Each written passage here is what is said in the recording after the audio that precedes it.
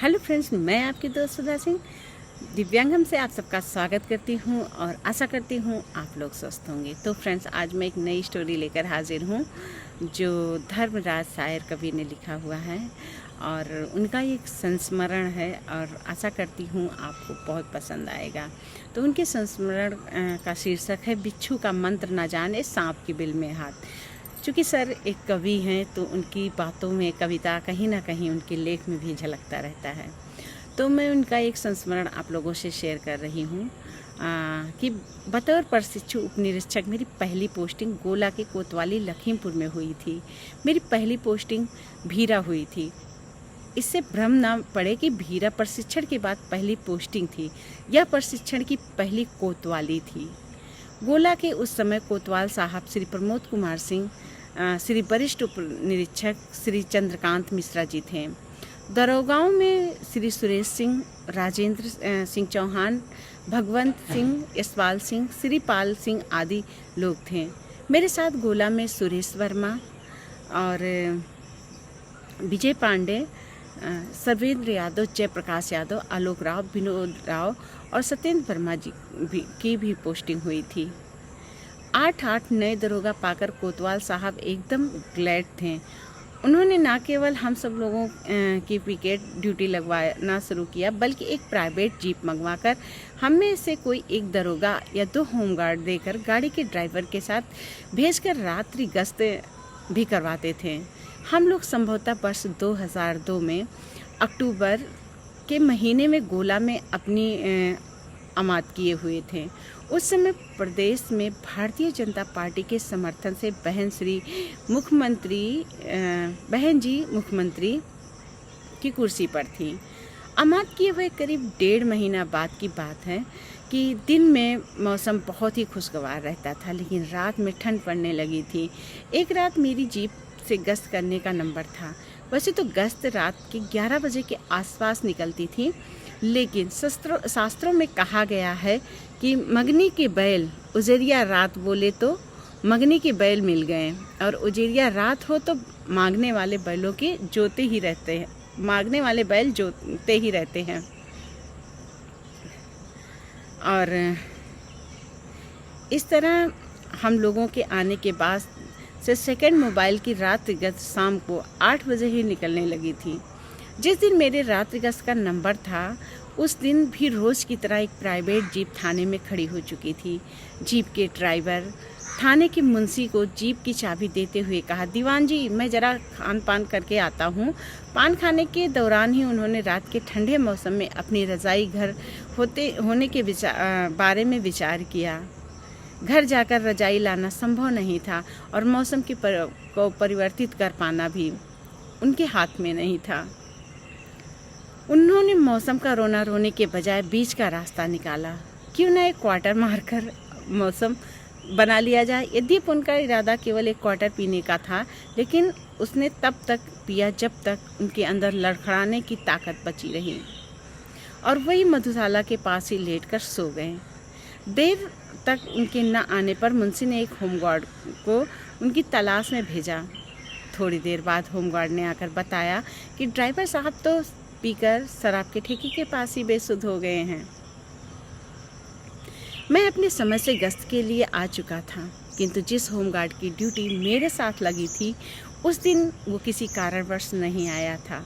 मतलब मैं तो तैयार था, जीप भी तैयार खड़ी थी, लेकिन ना तो ड्राइवर साहब थे ना ही हमराही। उसी समय पिकेट ड्यूटी पर जाने के लिए मेरे साथी प्रशिक्षु उप निरीक्षक विजय पांडे और सुरेश वर्मा आ गए।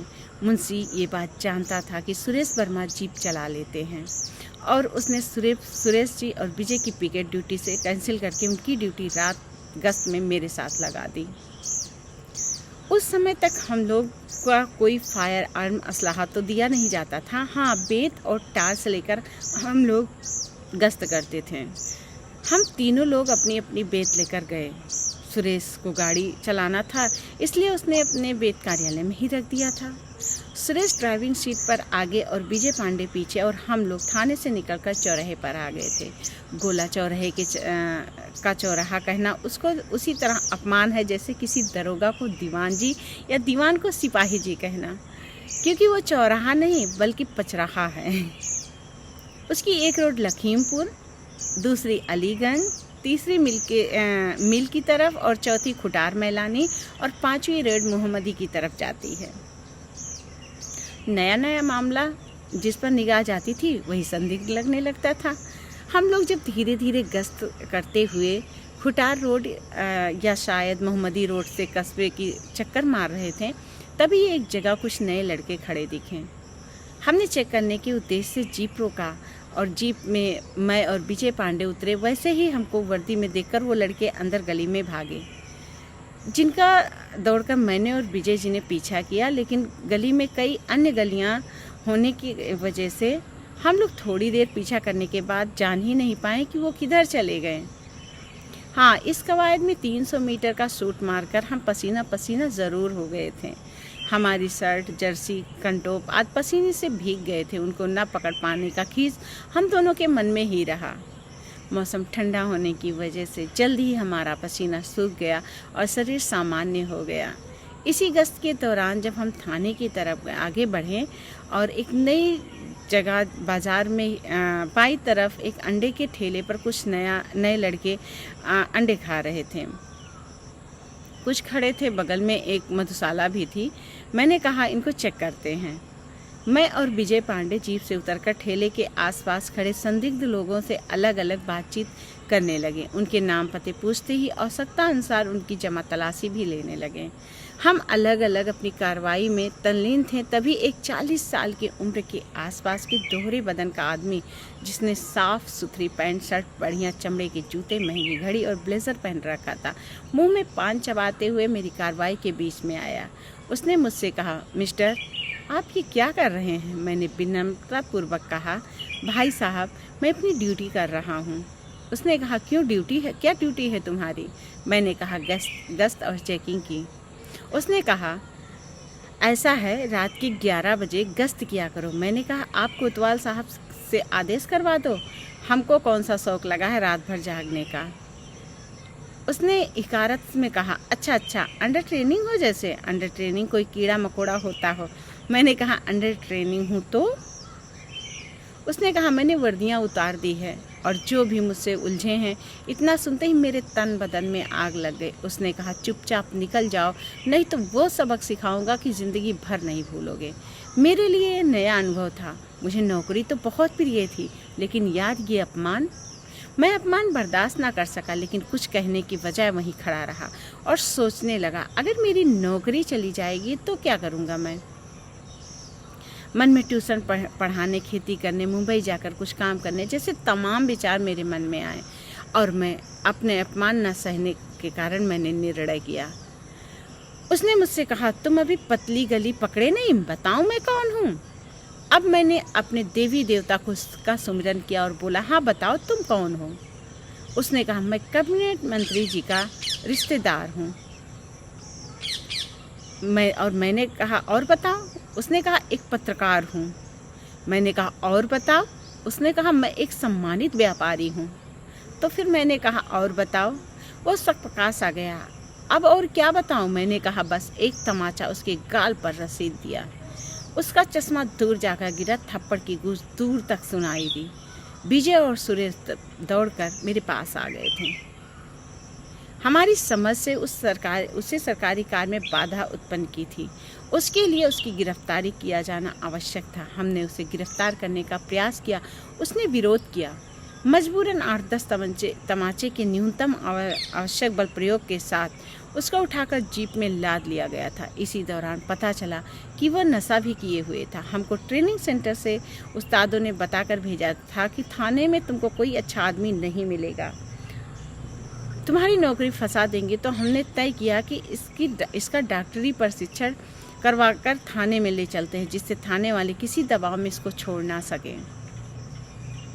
हम लोग उस व्यक्ति को लेकर एसीएच गए और ड्यूटी पर तैनात चिकित्सक उसकी डॉक्टरी प्रशिक्षण करने को कहा। चिकित्सक ने हमसे मजरूबी चिट्ठी मांगी। हम तीनों को मजरूबी चिट्ठी का माँ भी लिखना नहीं आता था। अब हम बड़े धर्म संकट में पड़ गए। इसको छोड़ नहीं सकते और बिना डॉक्टरी थाने पर भी नहीं ले जा सकते। इसी दौरान संभवतः कोई दवा लेने के लिए गोला व्यापारी मंडल के महामंत्री जी आए हुए थे, जिनसे हमारी तैनाती पर आते ही अच्छे संबंध हो गए थे। उन्होंने जब सारा मामला जाना तो न केवल हमको बल्कि उसको दोनों को काफ़ी समझा और विवाद न बढ़ाने की सलाह दी, बल्कि उसको शराब पीने और हमसे विवाद करने के लिए लताड़ा भी। इसके बाद वो हम सबको अपने घर ले गए, गाजर का हलवा खिलाकर हम दोनों को सब दुश्मनी भुलाकर आपस में गले मिलवाए। इसके बाद हम लोग तो जीप लेकर गश्त पर निकल गए, पर वो अपनी मोटरसाइकिल से उसको छोड़ने उसके घर चले गए। इस सारी कार्रवाई में करीब 2 घंटे का समय लगा और हम लोग उसको पकड़कर हॉस्पिटल ले जाते। तमाम व्यापारी यही समझकर कि हम उसको पकड़कर थाने ले गए होंगे, थाने आ गए। थाने पर उसे न पाकर हंगामा करने लगे। ये वही लोग बड़ी संख्या में कोतवाल का घेराव कर दिया और हमारे विरुद्ध अपहरण का मुकदमा लिखाने की मांग करने लगे। कोतवाल साहब मुंशी पर आग बबूला हो रहे थे। तीनों नए लड़के की ड्यूटी एक साथ क्यों लगा दी? उस समय मोबाइल सेवा सिर्फ पश्चिमी उत्तर प्रदेश में शुरू हुई थी। उधर व्यापार मंडल के महामंत्री जी उस व्यक्ति को उसके घर ले जाते समय जब थाने के सामने से गुजरे तो उसी का मामला जान कर रुक गए थे। वो व्यक्ति जैसे ही भीड़ में पहुंचा, मेरे गले लगना, भाईचारा की कसम और गाजर का हलवा सब भूल गया और कहने लगा, मुझे मार कर मेरे 3000 रुपये उपाध्याय दरोगा ने छीन लिया है। सुरेश सिंह दरोगा जी जो बोले कि अभी उसके पास 3000 रुपया है ही नहीं। उसके आ जाने से कोतवाल साहब ने थोड़ा राहत की सांस ली और अब कहा कि अभी वो सब लौटे नहीं हैं, इसलिए आप कल आइएगा, आमने सामने बात करेंगे। इधर उधर गश्त करके जब 4 बजे हम सब थाने पहुँचे तो सारा मामला मालूम हुआ। सुबह कोतवाल साहब से सामना हुआ तो उन्होंने हम तीनों को बुरी तरह से डांटा। मामला मैंने ही बढ़ाया था, मुझे गैंग लीडर मानते हुए मुझे अतिरिक्त डांटा गया। 11 बजे के आसपास कोतवाली में व्यापार मंडल के अध्यक्ष और वो व्यक्ति 500 व्यापारी थाने पर आ गए। उन्होंने मेरे खिलाफ कार्रवाई की मांग की। कोतवाल साहब ने धैर्य के साथ मामले को सुना और मुझे व्यापार मंडल के अध्यक्ष जी को अलग अपने ऑफिस में अंदर ले गए। कुछ लोगों से बातचीत किया, मुझसे कहा मैं उस व्यक्ति से माफ़ी मांग लूं, नहीं तो मामला अपहरण का बनेगा, मेरा भविष्य चौपट हो जाएगा। मैंने कहा ठीक है। मैं उन लोगों से पहले ही ऑफिस में निकल आया था। थाने की जीप और फोर्स को लेकर राजेंद्र सिंह चौहान दरोगा जी दबिश में जा रहे थे। मैं चुपके से उनके जीप में बैठ गया। दरोगा जी समझे कि मामला निपट गया। उनको भी एक तेज रफ्तार दौड़ाने वालों की ज़रूरत थी और वो खुश हो गए मुझे जीप में पाकर। जीप निकल पड़ी अलीगंज की तरफ। आगे मामला कैसे निपटा कोतवाल साहब जाने। हाँ, जब मैं शाम को लौटा तो उन्होंने मुझे फिर से बहुत बुरी तरह से डांटा और समझाया कि नौकरी लड़कपन से नहीं चलती। ये उनका धर्मराज शायर कवि सर का एक संस्मरण है जो उन्होंने अनुभव किया, वो लिखा। लेकिन फ्रेंड्स, एक चीज़ ये है ना कि हम लोग पुलिस को गलत बोलते हैं, लेकिन वो भी क्या कर सकते हैं, उनके ऊपर इतना दबाव डाल दिया जाता है, गलत को सही साबित करने के लिए उन्हें इतना प्रताड़ित किया जाता है, उनके ऊपर दबाव डाल दिया जाता है।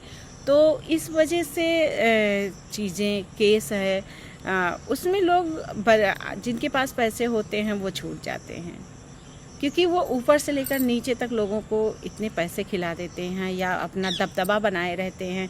अब जैसे इसमें व्यापार मंडल के लोगों ने घेराव किया, लेकिन व्यापार मंडल के लोगों ने ये नहीं सोचा कि आखिर इस व्यक्ति ने कुछ तो ऐसा किया होगा जिसकी वजह से पुलिस उन्हें पकड़ कर लेकर गई।